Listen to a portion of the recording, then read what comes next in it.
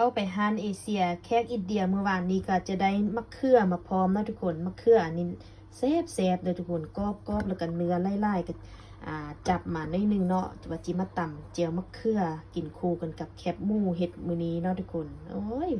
อันน่ะว่าจะเอามาไล่อยู่เนาะแต่ว่ามันบ่งามแล้วเขาไปเจอทึ่งมือเครื่องเขาเจ้ามันบ่เข้าแล้วมันก็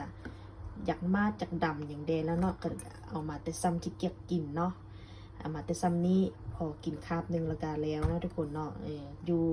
นี่อยู่บุกเซน25มะเขืออันนี้ยากเลย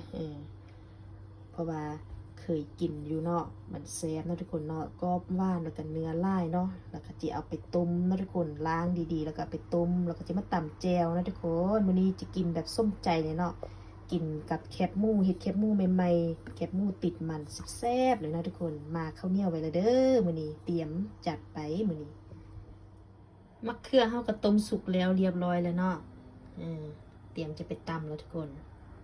กระเทียมหอมแดงมะเผ็ดกระจีแล้วเรียบร้อยแล้วเนาะนี่เรากระจีไปตำเจียวมะเขือพร้อมๆกันเลยทุกคน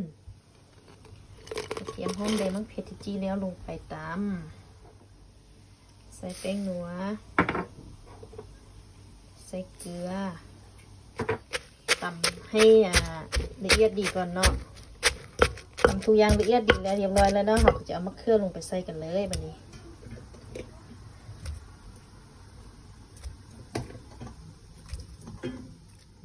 แล้วก็จิตตำเนาะ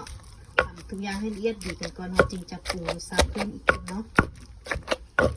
เขาตำมะเขือละเอียดดีเดแล้วนะทุกคนแต่วันนี้เราก็จะมาปรุงรสชาติเพิ่มเราก็จะใส่น้ำปลาลงไปนิดนึงเนาะผู้ใดมักรสชาติอันใดก็จัดไปเลยเนาะ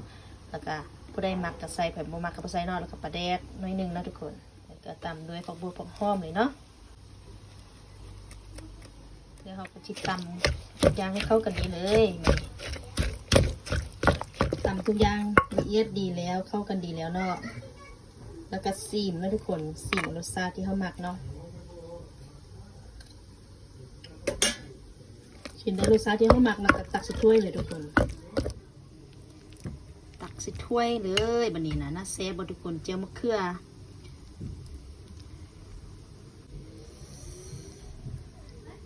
โอ้ยหน้าตาด้วยผักบัวผักหอมนิดนึงเนาะน่าแซ่บทุกคน